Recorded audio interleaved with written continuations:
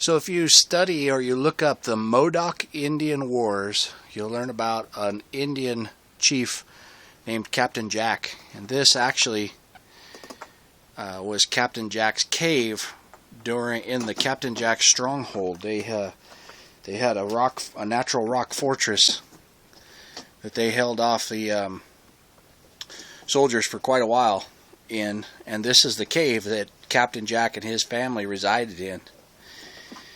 And one of the things I wanted to point out to you guys was these petroglyphs right down in this cave here. I'm not sure if you can see them. I'll turn on the light here. But you got some pretty cool petroglyphs down in his cave. Can I do them?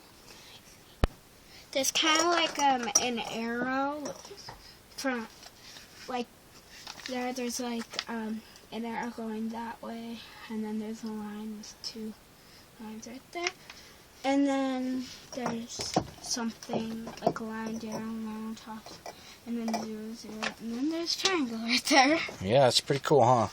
And Daphne thought maybe she saw some in a different part of the cave, but it's really hard to navigate through here.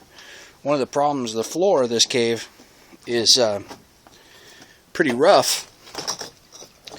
Now, back when the Indians were occupying this cave, they probably took a lot of time and kind of fit stones together and really smooth things out a lot, and then had like Tule reed mats and things like that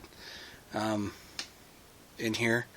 But what happened was relic hunters came in, and so like all these stones too, like the backs, you can see deep into this cave. All of these stones were piled back into the cave to kind of keep the draft down and everything. So a lot of these little stones were kind of thrown back into every little nook and cranny and crevice, and that made the floor a little bit flatter in here. And then the Indians, like I said, probably had like Tule reed mats and things like that on the floors in here. But relic hunters would come in here, and relic hunters dig back into the walls of these caves hoping to find old, mortars and old